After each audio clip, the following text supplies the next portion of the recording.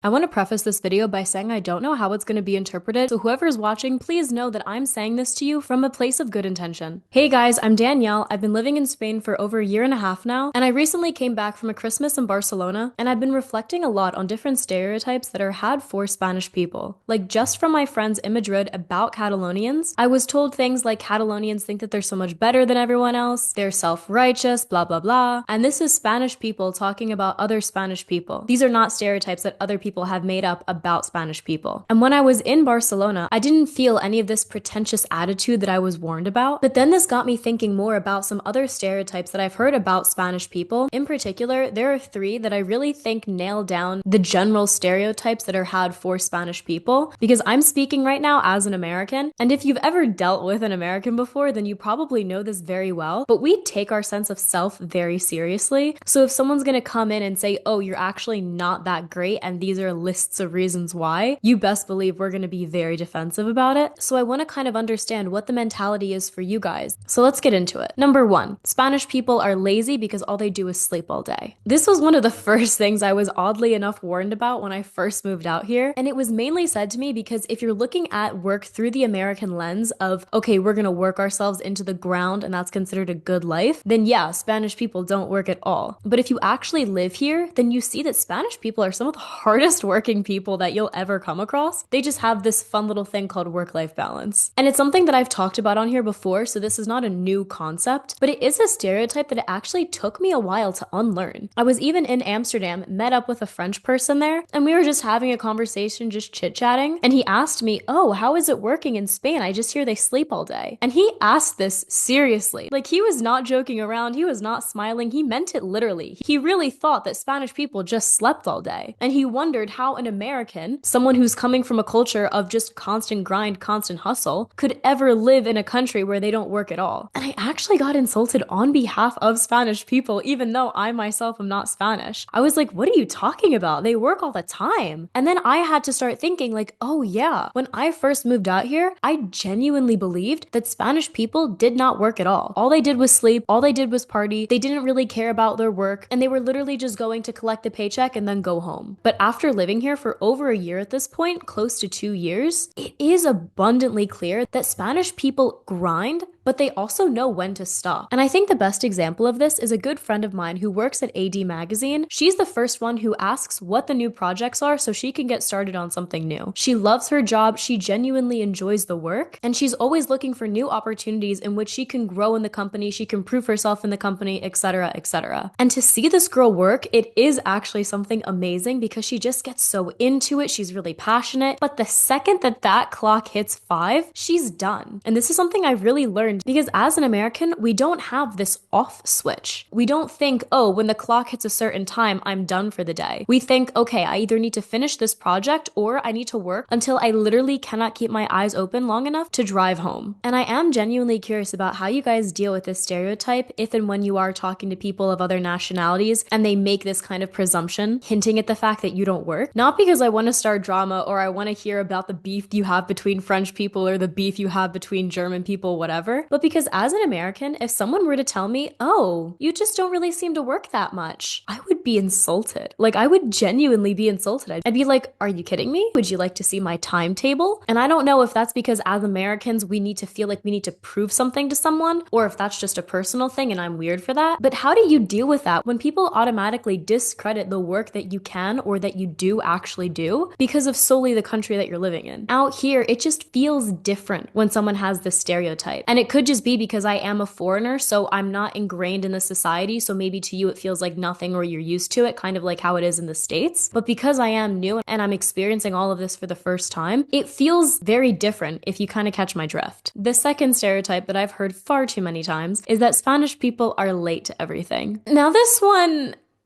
is kind of true. You know it. Like, you know it. It is kind of true. But I want to ask about it because I don't want you to think that I'm trying to crap on you or I'm trying to make you change your way of life. But what do you do about this stereotype knowing There's some truth to it. It's almost like this weird phenomenon that happens with every Spanish person that I've ever met. There's always just this perpetual lateness that doesn't ever seem to click in terms of importance when it comes to scheduling. So for example, I have a half Greek, half Spanish friend, and she's always late to everything. And God bless her heart, she is the sweetest girl that I've ever met. I have nothing bad to say about her. But when it comes to meeting someone, if she's 10 minutes late, 15 minutes late, it doesn't really faze her. She's like, oh yeah, sorry. And then she just continues on with her day. If she knows that she's going to be super late to something, like over 30 minutes, she'll give the person a heads up, of course. But this general trend of being late and it not really seeming to faze anyone is a trend that I have noticed throughout every single Spanish person that I've ever met and become friends with and have had to meet at a certain point in time. Like even people that have gone to the US and then come back, like very international folk, they still are late. And I don't understand it. Why? And I don't even know if this part is asking about a stereotype as much as it is just addressing a general question, but I'm still gonna ask it anyways. Why? Why is there this lateness? And does it ever bother you when you have to interact with someone of a different nationality? So for example, if you're Spanish and you're talking to a Dutch person, do you actually like hanging out with Dutch people, or do you find them to be annoying? Because as some of you may know, I do shuffle between Madrid and Amsterdam quite frequently, and probably one of the biggest differences that I've noticed, especially when it comes to meeting new people and actually maintaining good relationships and friendships, is the different ways you have to go about interacting with people when it comes to tardiness. Because in the Netherlands, for example, if you are late by even 2 minutes, the other person knows about it full well because they're either 5 minutes early or right on time. And this is every Dutch person I've ever met. And if you are late to something, you have to apologize. Like it's not something that you can just say, oh, sorry, and then continue on with your day. It's like, I'm so sorry, there was traffic and then this happened and this happened. I almost broke my leg, but I'm here. Do you know what I mean? There has to be some sort of reason. And if you just play it off like, oh, it doesn't mean anything, they're gonna take that as rude. They're gonna take that as, you're just respecting my time. Why would I ever do any plan with you ever again if this is how you're gonna treat my time? And honestly, rightfully so. If that's the way you perceive it, then who am I to judge? I'm an American. The way that I was raised, it was if you're not 10 minutes early, then you're 30 minutes late. And that could have 100% just been my family. My mom was always a very punctual person. So then I've just adopted that. And as I've gotten older, I've just continued on with it. Like anyone who's ever made plans with me knows that I'm always early to everything. And in the Netherlands, this trait is actually appreciated. But in Spain, this trait is seen as like, oh no, you don't have to do that. And you have to approach it in an entirely different manner. Because again, if you want to maintain a good relationship with people, in Spain, it's very different than in the Netherlands because you don't necessarily have to be on time and you don't necessarily have to give an amazing explanation as to why you were late. We once organized a group hangout of me and like 5 girlfriends, and we all said, okay, we're gonna meet at this one girl's house at 12 a.m. because we were then gonna go out. And there was one girl that got there at 2:30 in the morning and no one said anything. They were just like, oh, welcome. And they just continued on. And I feel like this is just such a hallmark example of what it means to be Spanish. And I wanna know what your guys' take is on it. Because you are interacting obviously with other people all the time. Like you have tourists coming, you're going and you're traveling. So how does this actually play out in your day-to-day? And is it something that you guys are aware of and you're actively trying to work against? Or is it something that you're aware of and you don't really care about? Or it's something that you're not aware of because for you, it doesn't really matter so much why you were late. It just matters that you got there at all. And number 3, this one's actually a good stereotype, at least in my opinion, but food. When someone mentions Spanish food, your chest perk right up. You are ready. You are like, did someone say food?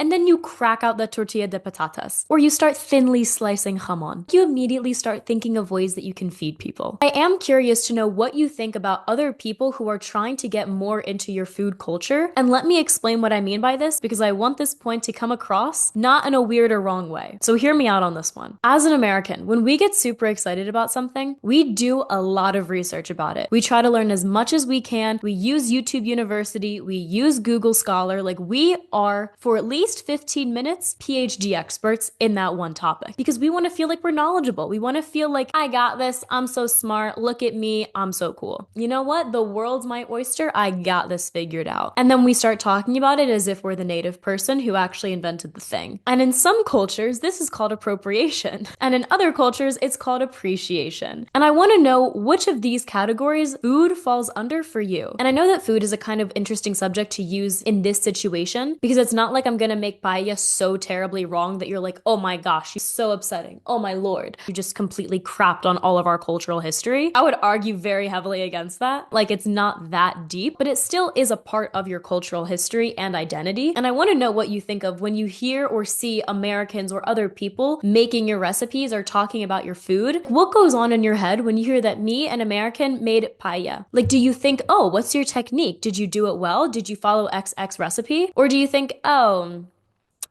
great. Giddy. I'd be really interested to know. Because as an American, for example, I find it hysterical, like actually laughing out loud hysterical when I see Spanish people going into a Five Guys. Like, I actually start losing my mind just in terms of how funny it is to me. Because for me growing up, Five Guys wasn't a good establishment. This wasn't like a place you would go on a date. This wasn't an establishment that holds such a grip on people as it does out here in Madrid. Like, there's a Five Guys that I see on Serrano Street, which by the way is a very wealthy street. So why is there even a Five Guys there to begin with? But I'm always seeing it packed. And yes, I can understand if it's packed because it's a Friday night at 3 a.m. and you just got out of a club. You can connect the dots. But I don't understand why it's packed at 4 p.m. on a Thursday afternoon. Where, like, as an American, I cringe. Like, I genuinely cringe to the bone when I see Spanish people ordering from Little Caesars or from Domino's or Pizza Hut. Like, it just hurts inside because I knew that as an American, the only time that we would ever go to those places was if we wanted something quick, greasy, get all that dopamine, but it wasn't healthy and you knew it, so it was kind of like a guilty pleasure. And I'm saying that I cringe about this because me, and this is just my own personal opinion, another American may be very different, but I feel like there are so many better options that you can choose, and especially because you have such an amazing food culture about you already, it almost feels like a disservice. Like, yes, we all love our conveniences, but I just cringe when I see this. And it's almost like this disheartening feeling of like, oh, you had so much potential. So I want to know if you guys ever have any kind of equivalent feeling, whether it be cringe, excitement. Like, do you ever cringe if someone says it wrong? Or do you cringe if someone's eating a particular dish at a certain time? Because the first thing that comes to mind right now is honestly vermouth. Like, I love it. I don't know why. It's just my obsession. But I could drink it at any time of the day. And I tried to order it with a group of Spanish people, and every single one of them looked at me like, it's 11 p.m., you're not getting vermouth. What is wrong with you? They all have this visceral reaction. And I know that it's a beverage, it's not a food, but I want to know if you have it with food too. And these were just a few examples of some stereotypes that I've heard about Spanish people. So I hope that I didn't hit any nerves here because this is meant to be taken lightheartedly. I'm not trying to start any fights about this, but I am noticing that as I stay here and I'm immersing myself more within the culture, there are so many things that I got wrong about Spanish people and Spanish culture when I first moved out here that I want to write that wrong by bringing attention to it and trying to ask, what is your guys' take on it? And B, try to understand a little bit more about your way of thinking. And I feel like if we can start talking about some of these stereotypes, we as Americans or we as foreigners can get a better understanding of what we can expect when we come out here. So we're not literally stepping on your toes the minute that we touch down. And then thus have a greater appreciation for all that it is that you can experience here. So I'm very eager to look at the comment section. Hopefully you found this interesting and I've given you some good points to work with. And I will leave on this note of I do genuinely love living here. These stereotypes are not meant to insult you. You have a fantastic culture. So I will speak to you very soon and thank you for being here.